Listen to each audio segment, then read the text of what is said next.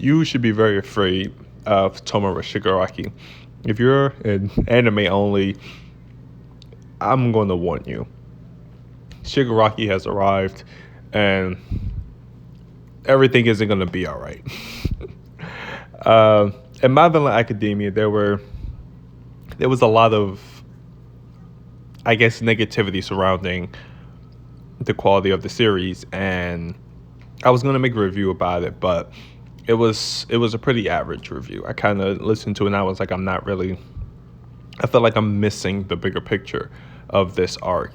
And it wasn't about the arc as a whole. As I sat back and listened to it, I felt more or less it was about Shigaraki and the growth that he has taken. Its main character-esque like level of growth. This was sort of like his training arc in a sense. And he was the star of this arc, and in my personal opinion, he saved this arc. And in this video, I'm basically just going to break down Shigaraki's growth from a regular thug and the leader of the League of Villains to him overcoming his trauma and eventually becoming the leader of the Paranormal Liberation Front and unlocking powers that rivals like major heroes, and a power that has the potential to bring the hero association, like the hero world, to its knees. So yeah, this is why you should fear Tomura Shigaraki. In My Hero, and especially in My Villain Academia, this arc, it was highlighted that overcoming your trauma or being put in a life or death situation kind of puts your body in a fight or flight sort of response, and your meta abilities can sort of evolve and become stronger. Like with Toga, she was fighting Curious, and she was put in a life or death situation where her ability to transform into into other people from the blood that she acquired elevated to her being able to use their quirks, and mainly Uraraka's quirk, her zero gravity. That's how she was able to defeat Curious and the band of people that she was with. And the one person that really you should have been afraid of to sort of reach this point was Shigaraki. But seeing as how this arc is about him going from this ragtag thug to basically the next main villain of My Hero, it was necessary. And man, I don't even want to say it was a mistake, but it was probably one of the best main villain origins that I've seen in a long time. In order to know why a man is, the best thing to do is know where he came from. And before Tomura Shigaraki was born, Tenko Shimura had to die. And Tenko Shimura died one night when his quirk activated under a lot of stress. Tenko always had these scratches on his face. He was always scratching his face. He had dry skin, quote unquote, but now we know that's I'm guessing a after effect of an effect of having that decaying quirk. One night when his quirk activated, Shigaraki ended up killing his dog, then his, I want to say, cousin, and then mother, grandmother, grandfather, and then ultimately his father. But the one difference in between those deaths, a lot of those deaths kind of occurred out of pure shock and fear, not really out of malice or resentment or anything like that. It was just a quirk activating, and unfortunately, it was one of the most dangerous quirks in My Hero.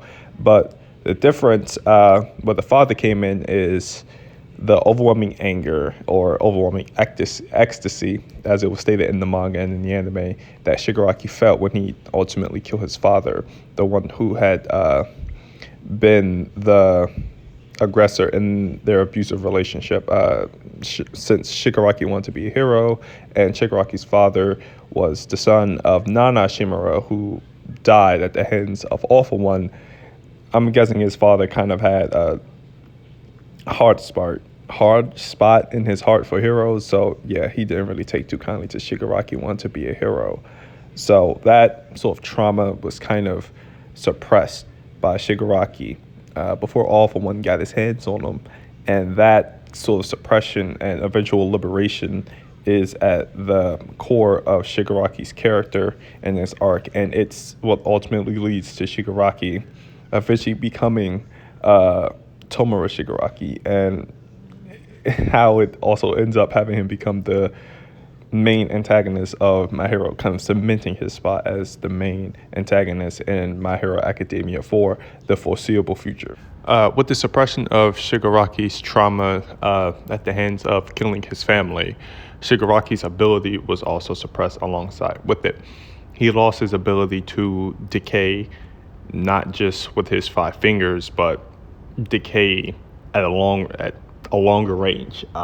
When he killed his family, and as shown in My Villain Academia, his decay can now spread to other things and people. It's not just limited to living organisms. He can like touch the ground and decay buildings from like 50, 100 yards away. It's absolutely ridiculous. And when his memories start to come back, when his abilities start to reawaken, his threat level continues to rise as well. After the overhaul arc, Shigaraki and the League of Villains are in a bad spot. Financially, reputation-wise, they're not at the top of their game, and they need more money, more influence to accomplish their goals. And the good doctor, a friend of Shigaraki's master, All For One, reaches out to him and offers him a chance to prove himself worthy of being All For One's successor. And in doing so, he will give Shigaraki the ability to not only improve himself even more, but he will also give him his the use of his lab and a host of other things to help in his goal. But first, he has to prove himself. And the doctor does this by asking him to subdue a giant beast called Gigantomachia. And Gigantomachia was All For One's head guy, not in terms of brain, but more or less in terms of brawn. He's like a giant, almost Kirishima-like monster that gets stronger as he fights. His body is made of rock hard material. When he's up, he fights Shigaraki for 48 hours and some days and some time, and he only sleeps for 2 hours. But the thing is, he only fights Shigaraki. The other members of the League of Villains can help Shigaraki, but it's mainly him that he's after. And that sort of, attention, that sort of action would wear on anyone, but not Shigaraki. Shigaraki is then contacted by Ridistro, the head of the Liberation Army, and he basically tells him, you either come fight my army of 100,000 plus members in the next city over, or I will turn you and the League of Villains into the heroes. And you have X amount of time to respond. So obviously in this situation, you just have to fight. And Shigaraki decides to go fight Ridistro and the Liberation Army. But the problem is you have to wait. Not you have to wait, but Machia is in waiting. Gigantomachia is in waiting. He's asleep because he only sleeps for 2 hours in between fighting. So now you have to go and fight the Liberation Army, while Shigaraki, as I remind you, has been the only one fighting Ridistro for majority of the time. So he is worn down and he is tired going into this fight. And that is an important piece of information to keep tracking your mind as the League of Villains versus the Liberation Army sort of fights take place. And Shigaraki being at the head of that it leads for some pretty exciting stuff.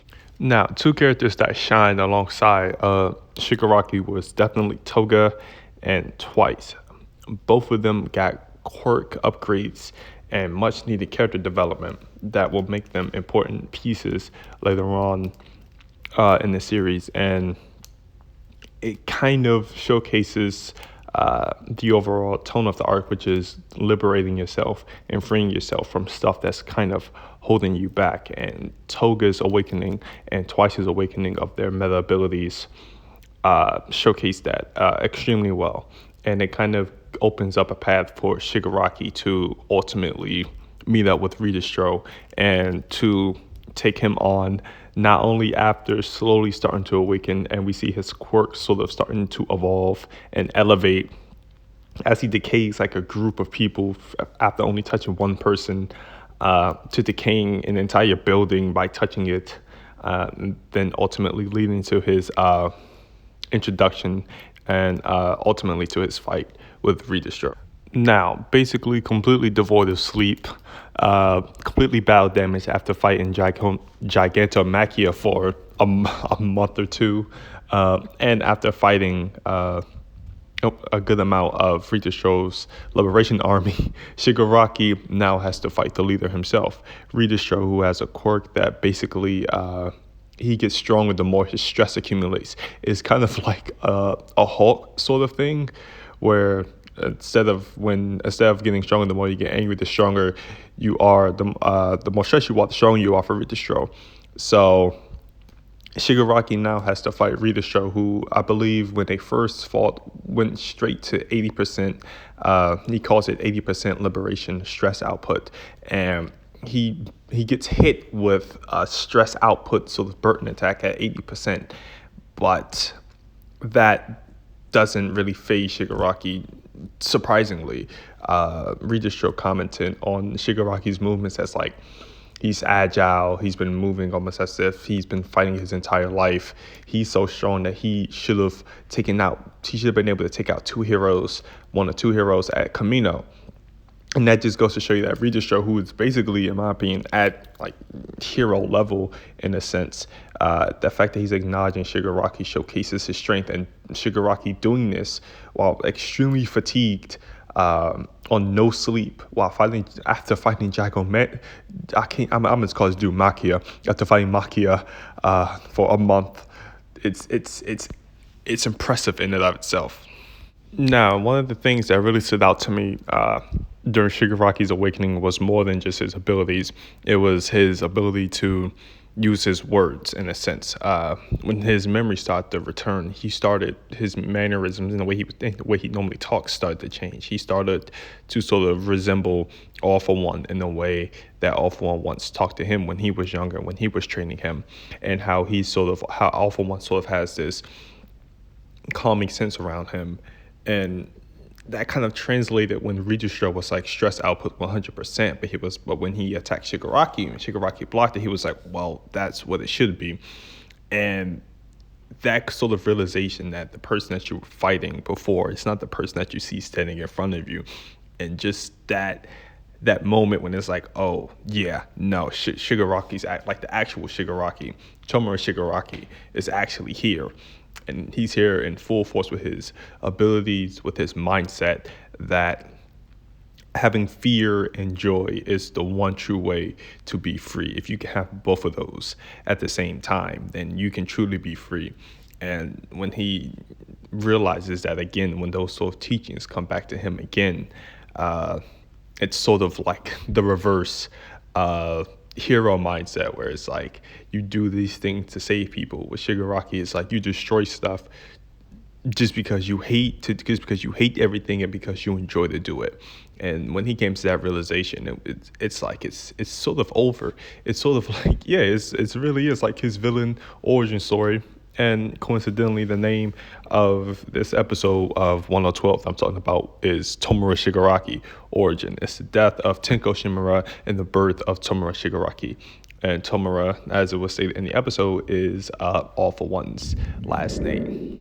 So just to recap just what Shigaraki has done in the span of time that it takes for you to go down to your local McDonald's and pick up a double cheeseburger meal and fries and head back up to your room. He has fought off Makia. He has fought the Liberation Army. He has taken down Redestro, someone whose power increases with their stress. Even at 150%, Shigaraki was able to essentially one-shot Redestro with Gigantomachia basically running through the town towards Shigaraki with no one having the energy to stop him. Not even one of the strongest members of the Liberation Army could stop Makia. Twice and Toga and all, then they were basically out of commission. They were drained. And Shigaraki using just, I guess, his aura alone, or Makia being able to sense Shigaraki waking up, he stops Makia in his tracks, basically without doing a thing, basically just by being himself. He was able to do all of that on basically almost no sleep, with his quirk awakening fully, and Redestro recognizing that Shigaraki is the true definition of your meta ability being liberated. He then gives control of his company over to Shigaraki out of respect for him, and he calls him like the Grand Commander or whatever, and he's now the leader of the Liberation Army. So Shigaraki, now fully awakened, with the League of Villains now being called the Paranormal Liberation Front, his members being amplified. He now has an army of 100,000 people at his side. He is now fully awakened, and he also has an unstoppable beast that will listen to whatever he says by his side. Shigaraki is now, no joke, Shigaraki is now, in my opinion, at this point, way stronger than Midoriya. If Shigaraki were to run up on Yue right now in his present state, I don't believe there's anyone that could stand up to him. I do not believe that Endeavor could beat him at this point. I do not believe that Midoriya, even with the new quirks that he got in season 5, at the beginning of season 5, would be able to stop Shigaraki. Shigaraki by himself would solo all of UA High School at this point, and it really wouldn't even be a contest.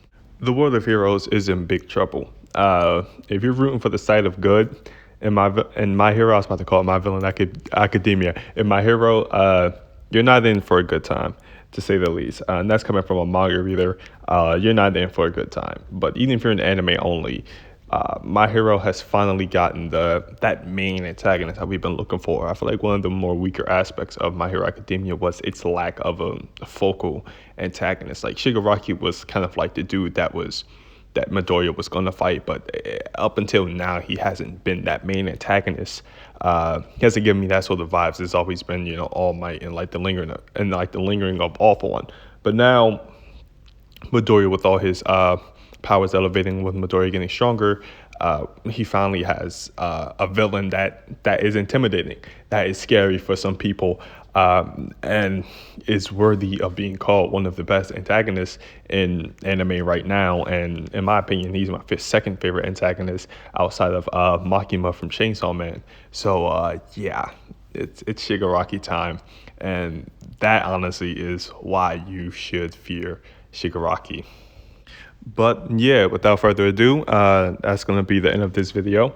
I was a big fan of My Villain Academia and Shigaraki. I'm glad that he was given the, due that he was deserved. I'm very excited for My Hero Season 6, and you should too. But without all that stuff out the way, make sure that you, if you've enjoyed the video, make sure you like, comment, subscribe, share, do all that good stuff. But once again, I can't control what you do. But if you do, just know that it kind of feeds my superficial ego a little bit, and it'll make me feel better. But yeah, at the end of the day, hope that you and guys enjoy the rest of your day or your night whenever you watch this video. And I will see you guys in the next one. So peace out, everybody.